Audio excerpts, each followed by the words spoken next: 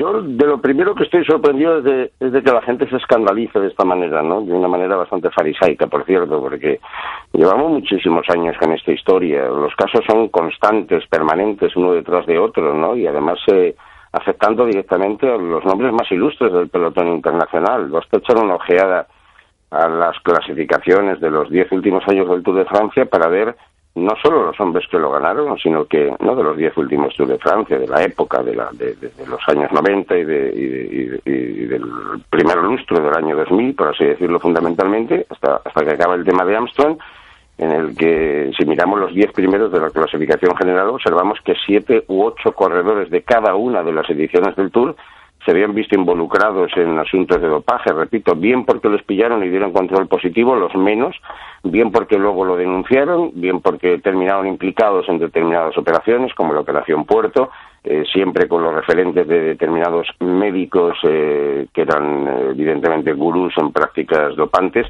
Con esto al final hemos llegado todos a dos conclusiones. La primera, que los controles no sirven absolutamente para nada, que deben de hacerse sin embargo, porque no queda otro remedio, pero que el delincuente fue siempre por delante de la ley y en el ciclismo no iba a ser una excepción, obviamente. Y a partir de ahí rasgarse las vestiduras por entender que los controles antidopaje no sirvan para algo, para nada, pues no conviene. Lo que conviene es ver si alguien, como venimos denunciando también desde hace tantos años, está haciendo negocio con los controles antidopaje a cambio de no conseguir absolutamente nada. Pero eso no empieza en absoluto, ¿no? Insisto, que se sigan practicando los controles, que se siga persiguiendo el dopaje, pero desde la convicción, yo lo comentaba antes, desde la convicción de que una gran parte, una inmensa mayoría del pelotón ciclista se dopa desde hace muchísimos años.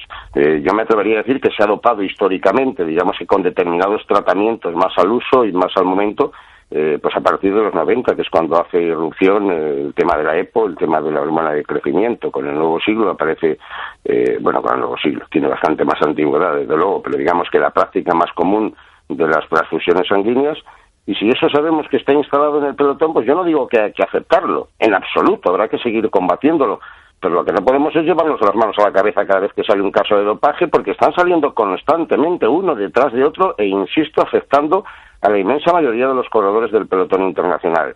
Yo de todo esto, y viendo ese fariseísmo de la gente que de repente se sorprende, que dice que el ciclismo está muerto, que llevamos oyéndolo 20 años, pero la última Vuelta Ciclista a España está ahí, muy, muy, muy reciente, solo con unos meses y después de tantos y tantísimos escándalos, y el ciclismo sigue estando vivo. Pero el ciclismo sigue estando vivo porque y a mí me parece que es una de las lecturas a priori, a bote pronto, primera que hay que hacer, los que tratan de denostar a los ciclistas, que seguirán siendo siempre admirables por tramposos, se equivocan. Los ciclistas se ven obligados a doparse porque siempre hay corredores con mucho menor nivel que se dopan. Y como los organismos que están encargados de velar porque la trampa no se instale en el deporte, en este caso estamos hablando del ciclismo, pero se podría extender a otras muchas actividades deportivas, no son capaces de evitarlo, es esa ausencia del ejercicio de la ley la que pone a los corredores o a los deportistas en la obligación, entre comillas siempre, la obligación por supuesto, de doparse si quieren competir a alto nivel. Esta es la única gran verdad que existe en el fondo del dopaje y no hay que darle muchas más vueltas a lo que es una evidencia. Claro, porque a mí lo que más me duele es cuando, por ejemplo, la gente quiere descalificar a Armstrong, llamándole tramposo, o pensando que Armstrong, si no hubiera sido por el dopaje, no había sido nadie. Pues está equivocada la gente, o yo creo profundamente que está equivocada. Yo creo que todos y cada uno, la inmensa mayoría, no digo todos, la inmensa mayoría de los grandes campeones se han dopado, de una manera o de otra. Y no por eso han dejado de ser grandes campeones. Habrá gente a la que le puedan decepcionar, y me parece perfecto. Pero quien se ha metido en este mundo de la alta competición, de esta alta competición de los deportes fundamentalmente agonísticos, que son los que exigen el máximo esfuerzo del organismo, pues se ven obligados a actuar de esta manera. Alguien dirá, y con toda la razón, pues que no compitan. Bueno, muy bien, perfecto, pues que no compitan. Pero yo lo que quiero no es salvaguardar, digamos, la moral ni la ética del deportista. Yo lo que quiero es hacerle entender a la gente cuál es la práctica del deporte y en qué consiste y por qué ocurren las cosas que están ocurriendo, ¿no? Y dejar siempre de lado la historia de que es que el ciclista que ha sido sorprendido por dopaje ha ganado el Tour por dopaje. No, Ese ciclista ha ganado el Tour de Francia por dopaje, pero los 5 siguientes que estaban en la clasificación general detrás de él también se doparon. El deportista se ve en indefensión. A mí lo que más me duele de toda esta historia es que al final se termine reduciendo a la nada al deportista. Al deportista se le podrá acusar de ejercer prácticas prohibidas. Al deportista se le podrá castigar y se le tiene que castigar, evidentemente. Pero al deportista, y en este caso a los ciclistas, no se les tiene que restar mérito, porque ellos están viéndose obligados a competir en esas circunstancias. Si nadie se dopara, seguirían siendo los mismos campeones en la inmensa mayoría de los casos.